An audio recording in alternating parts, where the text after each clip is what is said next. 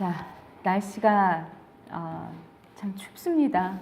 근데 겨울인데 눈이 너무 오지 않아서 벌써부터 봄에 그 가뭄을 걱정을 하고 있는데, 저는 오늘 여러분들과 함께 고린도전서 15장 12절과 13절의 말씀을 가지고 부활하신 그 사실도 그 이유도 믿사옵니다 라는 제목으로 함께 은혜를 나누기로 하겠습니다. 고린도전서 15장 12절로 13절의 말씀입니다. 고린도전서 15장 12절로 13절의 말씀입니다. 다 찾으셨습니까? 고린도전서 15장 12절로 13절 말씀 다 같이 합독합니다. 시작. 그리스도께서 죽은 자 가운데서 다시 살아나셨다 전파되었거늘 너희 중에서 어떤 사람들은 어찌하여 죽은 자 가운데서 부활이 없다 하느냐. 만일 죽은 자의 부활이 없으면 그리스도도 다시 살아나지 못하였으리라. 아멘. 기도하겠습니다. 사랑과 은혜가 많으신 우리들의 좋으신 아버지 하나님, 저희들이 말씀 듣기 전에 너무나 간절히 사모하는 그 올려지는 기도를 먼저 들었습니다. 아버지 하나님, 그리고 오늘 또 저희가 주님의 말씀을 읽었습니다. 하나님, 이 말씀으로 말씀이 선포될 때에 참으로 살아서 움직이는 말씀이 되어 주시옵시고, 이 말씀으로 말씀이 선포될 때에 하나님께서 우리 각자의 심령을 어루만져 주시사 말씀대로 살아갈 수 있는 그 능력을 부어 주시옵소서. 아버지 하나님, 이 말씀이 살아계시지 않으면 우리가 무엇 때문에 이 시간에 말씀을 대하겠습니까? 생명이신 주님, 생명이신 말씀이신 우리 주 예수 그리스도 아버지 하나님, 저희들과 함께하여 주시고 말씀 가운데 운행하여 주시고 말씀으로 역사하여 주시옵소서. 모든 말씀 예수님의 이름으로 감사하며 기도드립니다. 아멘. 아멘. 참으로 작지만 은혜가 넘치는 그런 교회인 줄 믿습니다. 말씀이 어렵습니다. 말씀이 어렵지만 제가 말씀은 읽으면 읽을수록 더 느끼는 건, 말씀은 우리가 쉽게 그냥 소설책 읽고 동화책 읽듯이 넘길 수 없는 것이라는 것입니다. 말씀은 우리에게 행동을 요구하시고 이 말씀은 우리에게 생명을 전해주시는 말씀입니다. 우리의 생명을 유지시키는 것인데 그것이 얼마나 귀합니까? 여러분, 이런 마음으로 오늘 말씀을 다 대해 주시기 바랍니다. 자, 우리는 지금 1월 들어서 내내 이렇게 열심히 교회를 나오시는데도 불구하고 우리의 믿음에 관해서, 우리가 그동안 믿었던 하나님에 대해서, 예수님에 대해서 도대체 어떠한 생각을 가지고 있고, 또 이런 하나님과 예수님이 그 근본적으로 나타내신 것은 무엇인가? 지난주에 우리 주 예수 그리스도라는 이제 그러한 예수님을 부르는 모든 것에 대해서 우리가 다 알아봤어요. 주인이시기 때문에 우리 주님이라 그랬고, 자기 백성을 그들의 죄에서 건져낼 자라는 이름을 가지고 오신 예수 그리스도셨습니다. 기름 부음 받은 자이기 때문에 우리에게 왕으로 존재하신다. 선지자로서의 모든 역할을 다 감당하신다는 그러한 예수 그리스도의 역할을 여러분들께서 잘 들으셨습니다. 근데 이런 예수 그리스도가, 예수님 분명히 신이시잖아요. 그렇죠? 근데 이 예수님이 우리에게, 이 육신인 우리에게 뭔가를 드러내고 보여주시기 위해서 이 땅에 오셨단 말이에요. 그 오시게 됐을 때 신인 예수님이 육신인 우리와 이 접촉점을 찾아야 돼요. 그게 지금부터 나오는 그런 내용입니다. 그래서 이제 우리가 오늘도 사도신경을 고백을 했습니다만, 우리 주 예수 그리스도를 믿사오며, 그 다음에 성령으로 잉태하사 동정녀 마리아에게 나시고 본디오 빌라도에게 고난을 받으사 십자가에 못 박혀 죽으시고 장사한 지 사흘 만에 죽은 자 가운데서 다시 살아나시며 하늘에 오르사 저리로서 산자와 죽은 자를 심판하러 오시리라.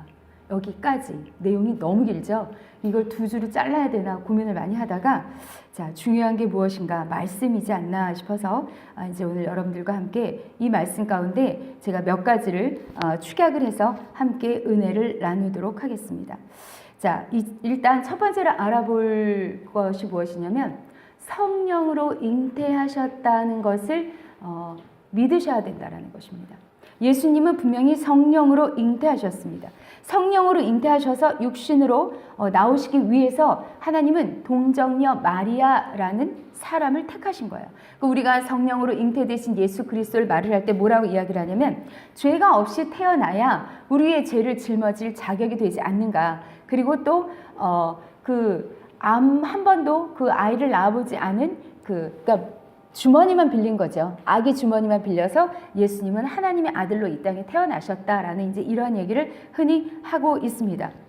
자, 하나님이 굳이 많고 많은 여자 중에서 동정녀 한 번도, 그러니까 일반 처녀 말고 한 번도 남자를 알지 못하는 그런 처녀를 고르신 데는 여러 가지 이유가 있는데, 이제 그 예수 그리스도를 동정녀로부터 탄생하게 하시는 이것을 가지고 하나님이 어떻게 하셨냐면 어떤 사람들에게 증인으로, 그러니까 증거로 삼으신 사건이에요. 이게 이 증거가 어디에 나오냐면 이사야에 나오거든요. 이사야 시대로 제가 한번 넘어가 보면 이사야 선지자가 활동하던 시대에 그 유다 땅은 남쪽이잖아요. 이 유다 땅에 북이스라엘이 힘이 약하니까 아람 나라 둘이 동맹을 했어요. 동맹을 해가지고 이스라엘을 쳐들어왔어요. 이스라엘을 쳐들어와서 이스라엘 왕이 너무너무 이 아사야가 너무 긴장을 많이 하고 있었겠죠. 근데 이때 누가 활동하던 시대라 그랬어요? 이사야가 활동하던 시대예요. 하나님이 이사야를 부르신 거예요. 너 나에게 와봐. 네 아들과 함께 아하스를 찾아가서 걱정하지 말아라. 지금 저들이 동맹해서 쳐들어오는 거 아무것도 아니니까 걱정하지 말아라 라고 가서 전해라 이런 거예요. 그러면서 그 아하스 왕에게 가서 이사야가 뭐라 그랬냐면 너는 조용히 하고 있어라. 그러니까는 아하스 왕은 이해가 안 가잖아요. 근데 하나님 뭐라고 표현을 하셨냐면 두 나라가 동맹을 해서 쳐들어와도 그들은 부직갱이고 구루터기다. 여러분 부직갱이는 뭐예요? 불을 잡아야만 그 부직갱이가 뜨거워지는 거예요. 구루터기는 이미 생명이 끝난 나무입니다. 하나님이 그 두 나라 동맹을 해서 지금 이스라엘을 쳐들어왔지만 그 두 나라에게 야 쟤네 부직갱이하고 쟤네 구루터기야. 걱정하지 말고 가만히 있어. 그랬는데 이 두 나라는 어떻게 하냐면 오히려 거꾸로 내가 너 아하스 너를 끌어내리고 내가 그 자리에 다른 왕을 앉힐 거야. 막 이렇게 협박을 하는 거예요. 그러니까 아하스가 막 걱정이 되는 거예요. 근데 이때 하나님께서 저희들에게 증거를 주세요. 무슨 증거를 주시냐면 너 나한테 증거를 구해라. 그러니까 아하스가 아니에요. 하나님 제가 무슨 증거를 구하겠습니까? 그런데 하나님이 증거를 주시면서 하시는 말씀이 여기에 이제 그 말씀이 나오는 거예요. 이사야 7장 14절에 보니까 보라 친히 징조를 너희에게 주실 것이라. 보라 처녀가 잉태하여 아들을 낳을 것이요 그의 이름을 임마누엘이라 하리라. 아멘. 이 말씀이 도대체 무슨 뜻이냐면 자 이해가 안 되지 않아요? 하나님이 가끔 이렇게 엉뚱한 말씀을 하세요. 아하스는 지금 전쟁이 벌어났어요. 전쟁이 벌어져서 자기 지금 너무너무 긴장된 상태인 거예요. 두 나라가 동맹을 해서 우리를 쳐들어온 거예요. 그리고 이 남유다보다 북이스라엘이 좀 사이즈가 컸거든요. 그래서 자기는 막 자기를 임금의 자리에서 내려놓고 이제 다른 사람을 앉히겠다 하고 저 두 나라가 동맹을 해서 쳐들어왔는데 선지자라는 사람은 너가 이길 것이다 라고 말을 한 게 아니라 조용히 하고 있어. 그냥 가만히 그러라 그러고 하나님도 이긴다고는 하셨는데 그리고 증거를 준다고 하셨는데 보라 처녀가 잉태하여 아들을 낳으리니 임마누엘이라 하리라 이러니 이게 지금 증거로 느껴지시겠습니까? 이 사건은 800년 뒤에 그대로 나타났죠. 처녀가 잉태해서 아들을 낳고 예수 그리스도가 이 땅에 탄생을 했죠. 그런 사건인데 그 지금의 아하스 왕에게는 존재하지 않는 그리고 감이 없는 그런 사건이랐단 말이에요. 근데 임마누엘이라는 건 무슨 뜻이냐면 하나님이 우리와 함께 하신다라는 그런 뜻이거든요. 자, 그러니까 동정녀 마리아를 택해서 하나님이 굳이 예수 그리스도를 그 배에서 나오게 하신 이유는 있을 수도 없는 일, 너희들 생각에 인간의 세상에선 절대로 있을 수 없는 일을 나는 행할 것이다 라는 것을 보여주시기 위해서 동정녀로부터 아들이 나올 것이다. 그리고 그 아들이 하나님이 함께 하신다라는 그런 뜻을 가지고 있을 것이다 라는 그런 말씀을 해주시고 계시는 것입니다.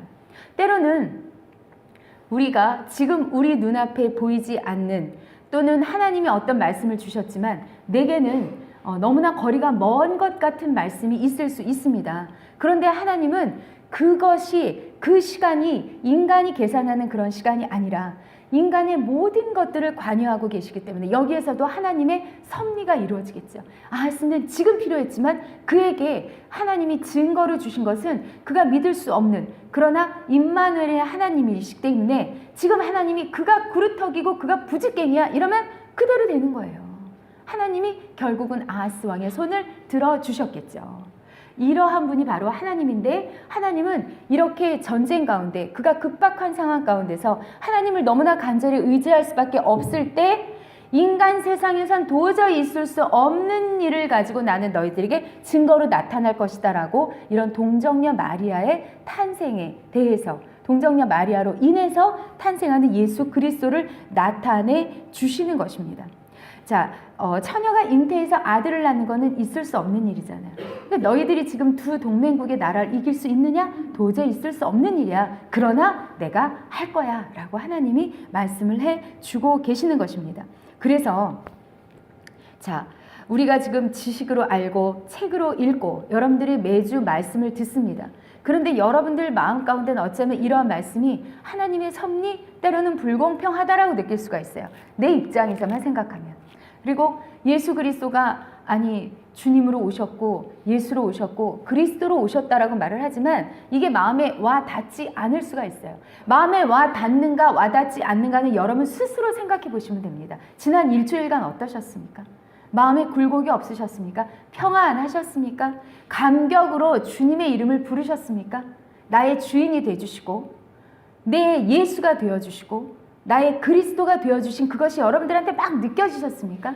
내게 일어나는 모든 일들 가운데 이건 하나님의 섭리야 라고 생각하시면서 모든 것을 감사로 넘기실 수가 있었습니까? 그게 다 되셨더라면 여러분들 마음 가운데는 말씀이 자리 잡고 있는 거예요.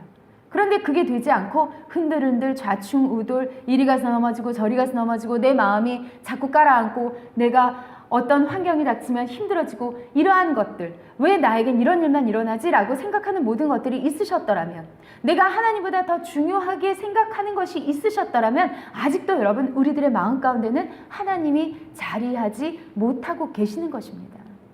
인정을 하셔야 하나님이 우리 마음에 들어가실 수가 있습니다.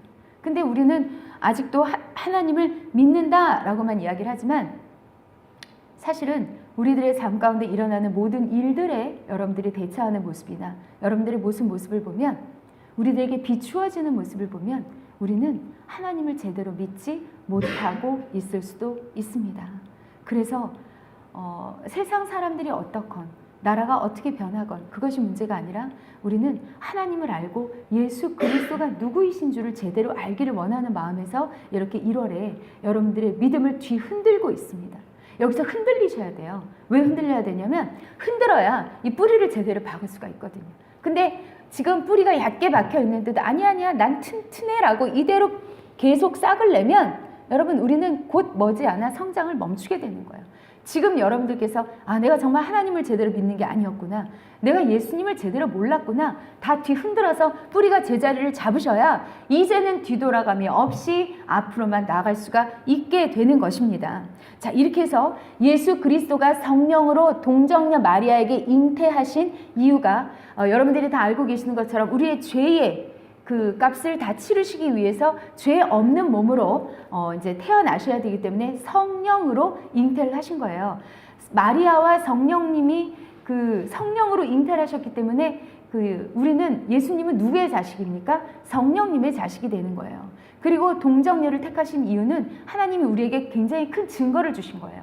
있을 수 없는 일 나는 할 수 있다. 인간 세상에는 나올 수 없는 일, 하나님에게는 정말 너무나 쉬운 거예요. 사실은 아담도 그 흙으로 아담을 지으셨듯이 아담으로 인해서 우리가 모두 다 나왔지만 제일 처음에 복제 인간을 만드신 분은 하나님이시라니까요.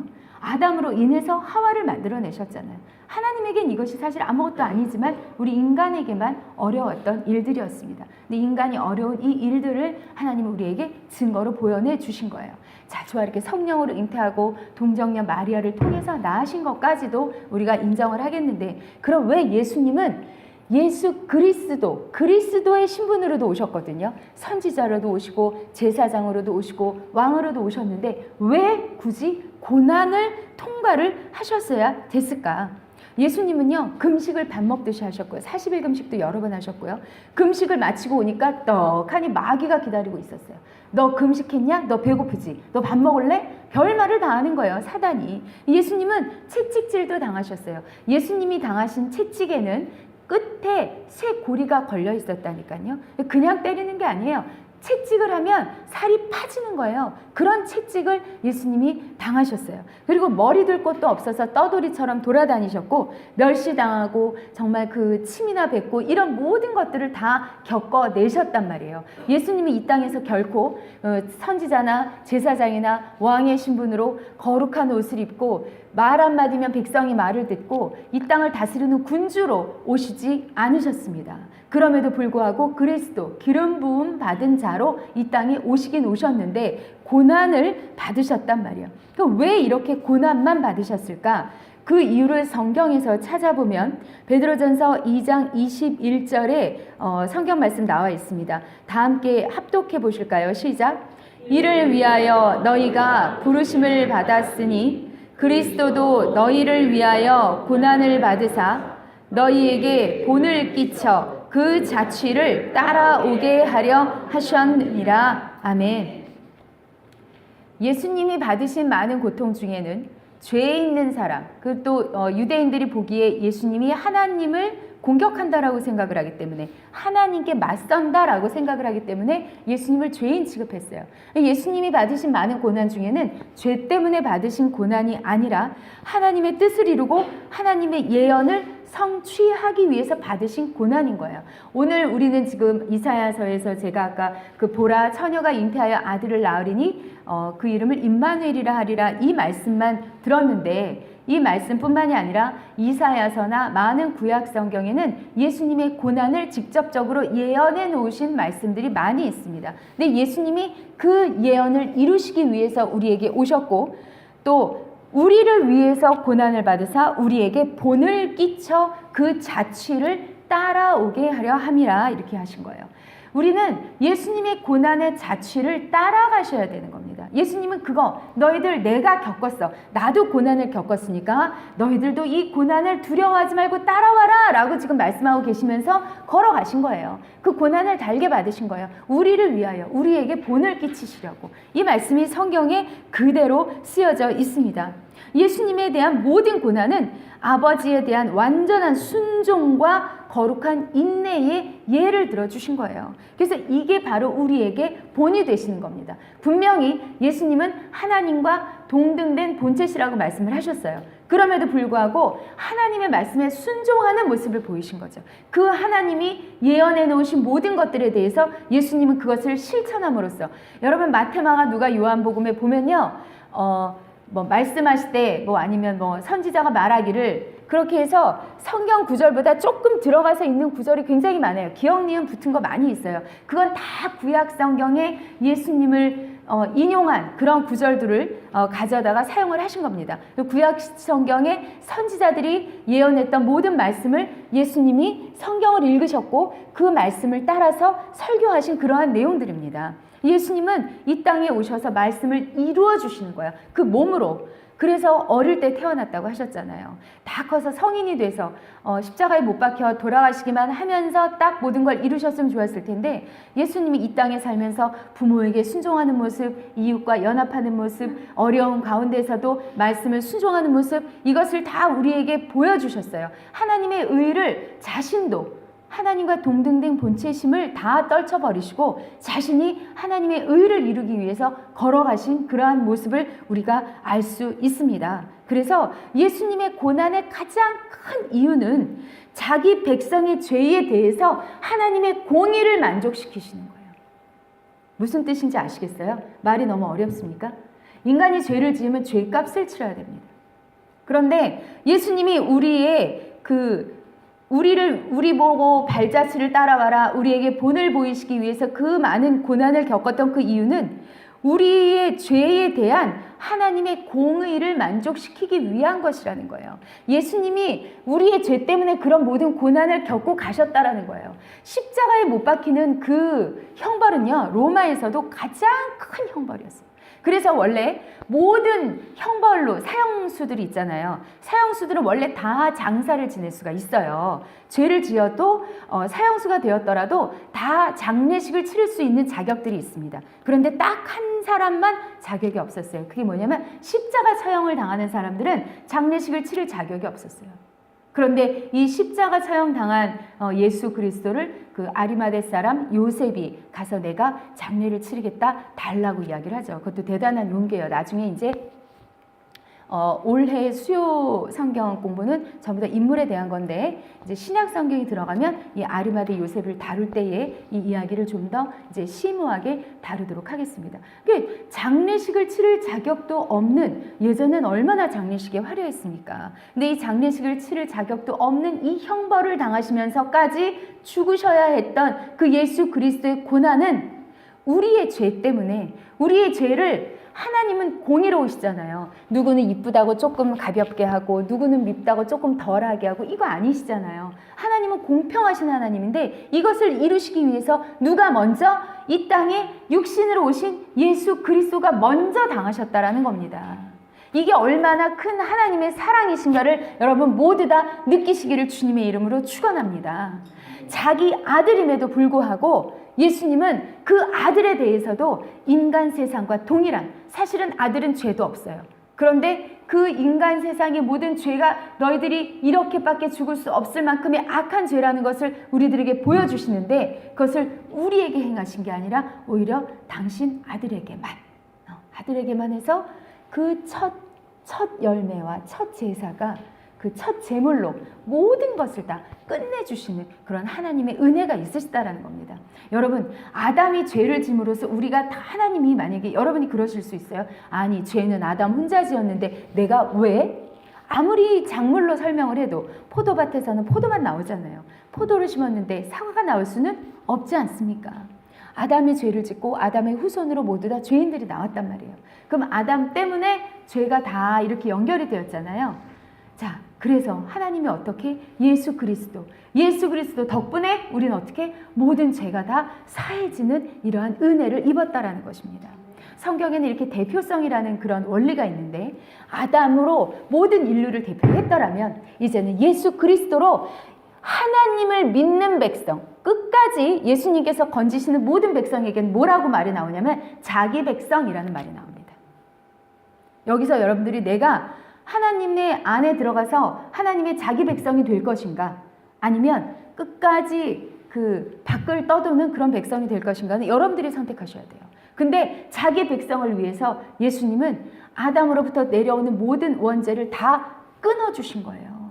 끊어주신 겁니다. 여러분이 설교를 들어서 이게 이해가 되고 설교를 들으면서 이 말씀이 들어오거든. 그리고 내가 무슨 급한 일이 있을 때 하나님을 찾게 되거든. 여러분은 이미 영이 하나님께 속해 있는 줄 믿습니다. 아멘. 우리가 이것 때문에 하나님의 자녀라는 확신을 가지고 살아갈 수가 있게 되는 거예요.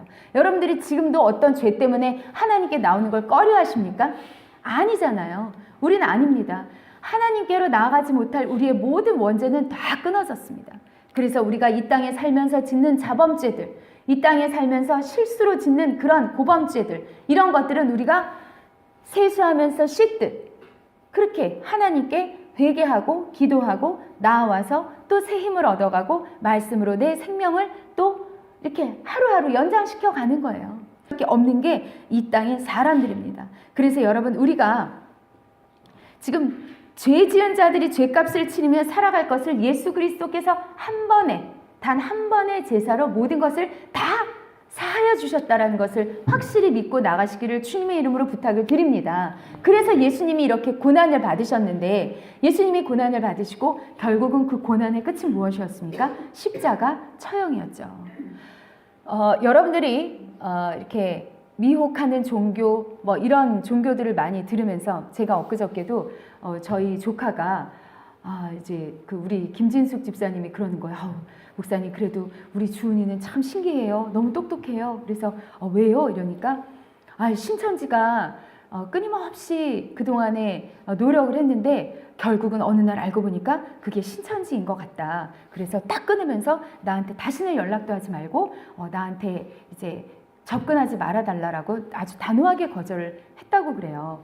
근데 너무너무 좋아했던 언니고 자기한테 너무 잘해줬던 사람이었기 때문에 그 사람을 끊어내는데 얘가 굉장히 힘이 들었던 거예요. 힘이 들었지만 아닌 건 아니니까 과감하게 딱 끊어내면서 큰일 날 뻔했다고.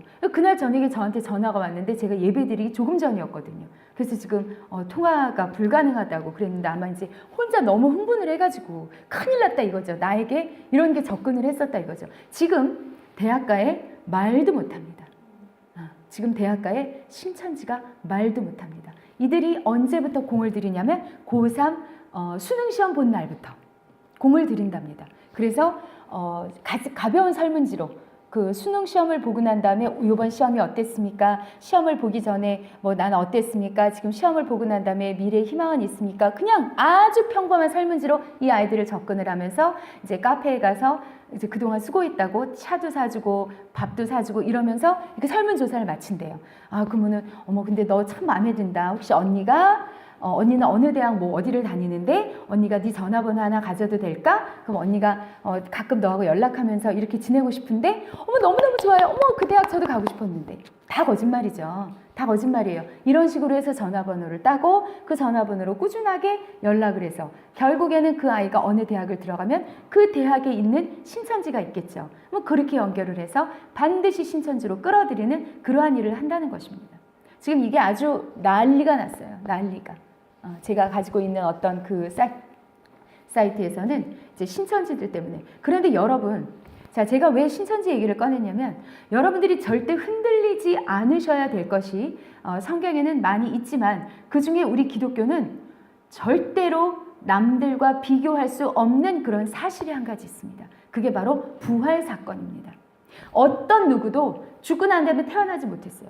하나님의 교회 다시 살아나지 못했습니다. 계속해서 하나님 서거 몇 주년 기념 이렇게 예배를 드리고 있어요. 어떻게 하나님이 죽을 수가 있습니까? 아니 자기 자신의 목숨도 구하지 못하는 사람이 어떻게 우리의 목숨을 구할 수가 있습니까? 이게 예수 그리스도는 십자가에 못 박혀 죽으시고 예수 그리스도를 장사 지냈다라고 분명히 죽었다라는 것을 밝히고 있습니다. 왜 예수님이 죽었다라는 것을 분명히 이야기하고 있냐면 장사한 지 사흘 만에 죽은 자 가운데서 다시 살아나시며 이러잖아요. 죽은 게 정확하지 않으면 예수 그리스도가 죽은 목적이 뭐예요, 여러분? 예수 그리스도는 우리의 죄 때문에 돌아가셨습니다. 그렇죠? 우리의 죄를 다 짊어지고 돌아가셨어요. 죽었기 때문에 죄가 끝난 거예요. 근데 만약에 예수님이 죽지 않았어요. 그 죽은 척만 했고 그리고 죽는 신용을 했어요. 그러면 그 죄가 진짜 사라졌습니까? 아니에요. 우리 죄를 완전히 소멸시키기 위해서 예수님은 반드시 죽으셔야만 했어요. 죽으셔야만 했고 그 예수 그리스도의 죽음 뒤에는 다시 한번 부활하시는 그런 사건이 나오는 것입니다. 우리의 완전한 정죄를 위해서 돌아가셨는데 참 기가 막힌 게 예수님이 사흘 만에 부활하셨어요. 부활하시고 제자들에게 짠 나타나셨어요. 야, 나 봐봐. 나 진짜 살아났지. 내가 사흘 만에 살아난다고 했잖아. 저 성전 허물고 사흘 뒤에 다시 지을 거라고 얘기를 했고 요나의 뱃속에 갇혀 있다가 3일 만에 나올 것이다 라고 이야기했잖아 라고 이야기하면서 나 진짜 살아났어 라고 이들과 40일 정도를 같이 계셨어요. 그리고 이들이 보는 앞에서 하늘로 올라가셨어요. 그 사도행전 1장 11절 말씀 보면은 거기 이렇게 되어 있습니다. 이르되 갈릴리 사람들아 어찌하여 서서 하늘을 쳐다보느냐 너희 가운데서 하늘로 올려지신 이 예수는 하늘로 가심을 본 그대로 오시리라 하였느니라. 아멘. 근데 자 분명히 돌아가셨고 부활하셨죠. 부활하셔서 하늘로 승천하셨죠. 그리고 어떻게 해요? 너희들이 본 모습 그대로 다시 이 땅에 오실 것이다 라고 이야기하세요. 그럼 뭐하러 오실까요? 부활하신 하늘로 올라가신 그 모습 그대로 여기로 오시는데 뭐하러 오실까요? 자, 오시는 이유를 말하기 전에 사람들이 궁금해하는 게 있어요. 부활할 때 어떤 모습으로 부활을 해요? 막 이렇게 이제 물어봐요. 진짜로 물어보신 분들이 혹시 우리가 다 부활이 된다는데 우리는 어떤 모습으로 부활이 돼요? 부활에 대해서 들어보신 적 있으세요? 뭐 어떤 사람은 예수님이 그 청년으로 이제 청년의 나이에 돌아가셔서 청년으로 부활을 하셨잖아요. 그러니까 죽은 나이로 부활을 한다는 거예요. 그러니까 어떤 할머니가 그러려면 차라리 안 하는 게 낫지. 그거 지겨워갖고 내가 온 몸에 병이 들었는데 내가 그 몸으로 부활해서 뭐 하냐고. 또 막 이러고. 어떤 사람은 그러면 아기로 죽은 사람은 어떻게 해요? 아기로 태어나요? 천국엔 아기가 없다는데 그 아기가 태어나면 누가 길러요? 천국엔 부모도 없다는데? 막 이래요. 자, 부활은 어떤 모습으로 부활을 할까요? 모릅니다. 뭘 생각하세요? 부활은 몰라요. 아무도 몰라요. 성경에 어떻게도 부활 사건에 대해서는 나와 있지 않습니다. 성경에서 말하고 있는 건 우리가 어떻게 부활하고 내가 부자로 과연 부활할 것인가, 내가 부활해서도 가난한 자로 살 것인가, 내가 부활해서도 못생길 것인가, 이게 중요한 게 아니라 우리는 반드시 부활한다는 겁니다. 그러기 위해서 예수님이 육신의 몸을 통해서 육신으로 오셨고 성육신 하신 거예요. 그리고 이 땅에서 인간처럼 우리하고 똑같이 나이를 먹고 사시다가 우리와 동일하게 죽을 때는 그렇게 같은 모습으로 돌아가시고, 그리고 그 육체로 부활을 하셨어요. 그 육체를 부활을 하셔서 그 육체로 어떻게 하늘로 올라가셨어요. 그리고 나서 나중에 뭐라 그랬으냐면 내가 올라간 모습 그대로 너희에게 올 것이다. 무엇을 위해서? 저리로서 산 자와 죽은 자를 심판하러 오시리라. 이 말씀을 위해서. 이게 성경에 있는 말씀은 아니지만 성경의 모든 말씀을 믿는 자들의 고백이거든요. 예수님은 반드시 우리의 심판주가 되실 것이다 라는 것을 고백하는 가운데서 이제 우리 가운데 나타나신다라는 거예요. 자, 사도행전 17장 31절을 보면 이는 정하신 사람으로 하여금 천하를 공의로 심판할 날을 작정하시고 이에 그를 죽은 자 가운데서 다시 살리신 것으로 모든 사람에게 믿을 만한 증거를 주셨음이니라. 아멘. 자, 또 요한복음 5장 22절 보면 아버지께서 아무도 심판하지 아니하시고 심판을 다 아들에게 맡기셨으니. 아멘. 이 세상의 심판자는 누구시라는 겁니까? 예수 그리스도 한 분이시라는 겁니다. 아까 그 사도행전 17장 31절에 보면 정하신 사람으로 하여금 그랬어요. 그 정하신 사람이 바로 예수 그리스도십니다. 하나님이 예수 그리스도를 통해서만 우리의 죄가 사함받는 그러한 일을 감당하도록 맡기셨어요. 우리가 죄를 지은 건 하나님에게거든요. 하나님께 우리가 죄를 지었거든요. 하나님께서 죄를 사하실 방법도 정하시는 거예요. 그렇기 때문에 하나님께서 그때 예수 그리스도가 십자가에 못 박혀서 너희 죄를 다 가지고 죽음으로 내가 너희 죄를 사하실 것이다 라고 말씀을 하신 것이고, 이 땅에서 심판자는 오로지 예수 그리스도 한 사람이다 라고 우리들에게 말씀을 해주신 것이 지금 성경에 이렇게 많이 나와 있는 것입니다. 말씀이신 그리스도가 심판주가 되시는 것입니다. 왜냐하면 심판은 공의로워야 되기 때문입니다. 심판은 예수님이 예수님이 12제자 가운데 누군지는 나와 있지 않습니다만 성경에 보면 그 최후의 만찬에 보면 한 명이 이렇게 누워 있어요. 예수님 무릎을 베고 그 사람이 예수님께 가장 많은 사랑을 받았던 제자이지 않느냐. 누군지는 모릅니다. 거기 누구라고 나와 있지는 않아요. 그런데 예수님께서 그렇게 특별히 사랑하셨던 자도 있었다라는 거죠. 우리도 특별히 친한 사람이 있잖아요. 그런데 심판을 예수님이 만약에 하시면서 너는 내가 많이 사랑했으니까 죄를 좀 많이 지었어도 패스. 넌 별로 마음에 안 들어. 넌 생긴 게 왜 그 모양이야. 너는 죄값은 가볍지만 마음에 안 들어서 너는 아웃이야. 이렇게 하면 이게 공의로운 심판주의 모습이 되겠습니까? 아닌 거예요. 그래서 말씀이신 예수님이 심판하시는 겁니다. 말씀에 비추어서 그 모습 그대로 우리들이 행한 것 그대로 다시 그 말씀으로 벌을 받는 이런 일들이 생기는 거죠. 그래서 세상의 모든 사람은 다 심판대 앞에 섭니다. 여러분, 범죄한 천사들도 심판대 앞에 섭니다.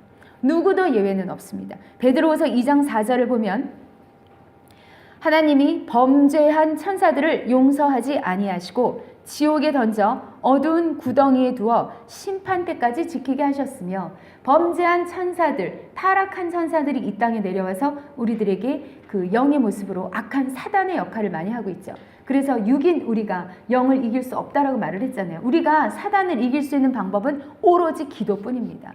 오로지 기도. 왜? 기도해야 하나님의 영과 교통을 하기 때문에, 그 기도해야 예수 그리스도의 능력이, 성령의 능력이 우리를 다스리시기 때문에 기도만이 사단을 이길 수 있거든요. 근데 이 범죄한 천사들도 마지막에는 어떻게 해요? 심판을 받는다는 거예요. 또 범죄한 천사들만 심판을 받는 것이 아니라 이미 죽은 자들도 다시 살아나서 심판대 앞에 살 것이다 라고 계시록 2장 12절에서 말씀하고 있습니다. 또 내가 보니 죽은 자들이 큰 자나 작은 자나 그 보좌 앞에 서 있는데 책들이 펴 있고 또 다른 책들이 펴졌으니 곧 생명책이라. 죽은 자들이 자기 행위를 따라 책들에 기록된 대로 심판을 받으리니. 아멘. 죽은 자들이 자기 행위에 따라 그 책들에 기록된 대로 심판을 받는다라고 성경에서는 분명히 이야기하고 있습니다. 이 세상의 모든 것이 변해도 성경 말씀은 절대로 땅에 떨어지지 아니하고 하나님의 말씀은 변하지 않는다고 성경이 쓰여 있기 때문에 우리는 오늘 저 말씀도 믿으셔야 돼요. 믿는 자가 다 하늘에 올라가서 죽은 자까지 다 살아나서 마지막 심판대에 설 때 심판은 단 한 번입니다, 여러분. 심판은 단 한 번이에요.